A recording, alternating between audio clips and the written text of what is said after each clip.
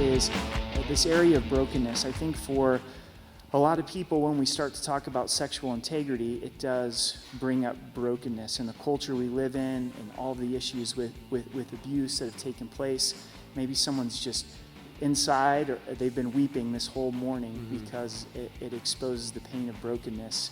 And what would you speak into their life? There's several things. I mean, I'm a survivor of sexual abuse. I've been sober from sex addiction for 30 years.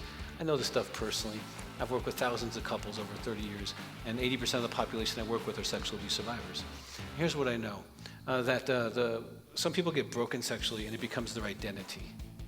It's not your identity. The cross is your identity. Your perpetrator is not your identity. Your perpetrator, that's the guilt and shame that they caused into your life. It's their guilt and shame you're carrying, not yours, okay?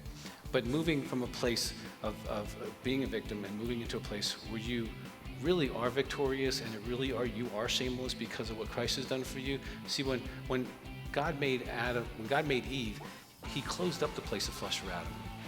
He didn't want the relationship based on Adam's woundedness.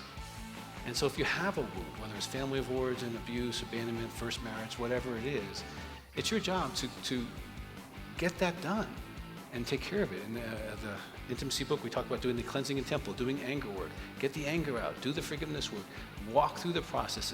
But you gotta walk through it yourself. Your spouse can be supportive and helpful, and that's wonderful. But you gotta hit that thing, and hit it hard, because it was the enemy sending a bullet into you to cripple you, but it's not you. You take the bullet out and you start walking in the shameless sexuality that God gave you. Does that make sense? And it's a journey. 1/3 of the women in this room, so pick this out right here, 1/3 of these women probably been sexually abused. About 16% over here, all those guys, they'd be all abused. And that's what's happening. But the worst thing that you can do is keep it a secret, never tell anybody, and you'll stay crippled.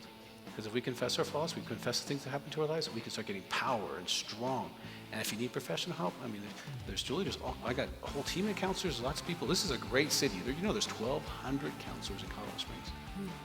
So you have no excuse before the Lord Jesus Christ to not find help in Colorado Springs, okay? That's awesome.